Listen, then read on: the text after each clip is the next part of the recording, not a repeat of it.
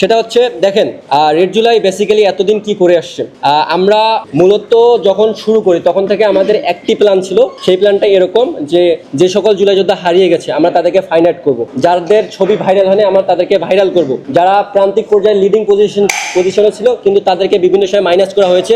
এমনকি আপনারা সবাই জানেন যে বৈষম্যবিরোধী যে ছাত্র আন্দোলন প্ল্যাটফর্ম হয়েছে এটা অলরেডি দালালি করা শুরু করছে। কেন দালালি করা শুরু করছে আমি বলি, স্পেসিফিকভাবে আপনাদের আমি উল্লেখ করে দিচ্ছি। বাংলাদেশে প্রতিটা দলে অন্যায় করে, প্রতিটা দলের কোনো না কোনো কর্মী অন্যায় করে, সে শুধু কেন বিএনপি জামাতের বিরুদ্ধে পোস্ট করবে, এনসিপির বিরুদ্ধে কেন পোস্ট করবে না? সে ম্যাক্সিমাম সময় এনসিপির বিরুদ্ধে ছাপাই গায়। তাহলে বৈষম্যবিরোধী ছাত্রদের প্ল্যাটফর্মটাকে আমরা যেভাবে দেখতে চাইছি সেভাবে নাই কেন?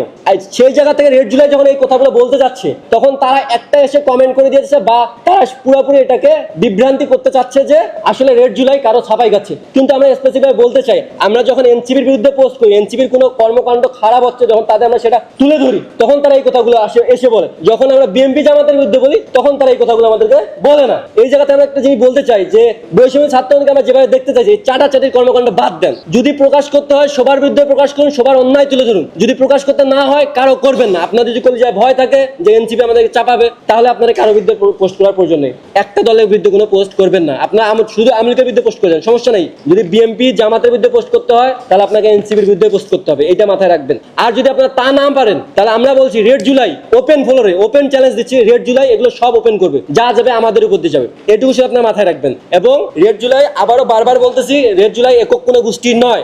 আমাদের টিমে এখানে যারা বসে আছে এখানে দেখবেন ছাত্র দলের পোলাপাইন আছে, জামাতের পোলাপাইন আছে, ছাত্র অধিকারের পোলাপাইন আছে, তারপর সেই সাথে হচ্ছে এনসিপির অনেক পোলাপাইন আছে, বৈষম্য ছাত্র আন্দোলনের। এমনকি আমি নিজেও একজন কেন্দ্রীয় সদস্য ছিলাম।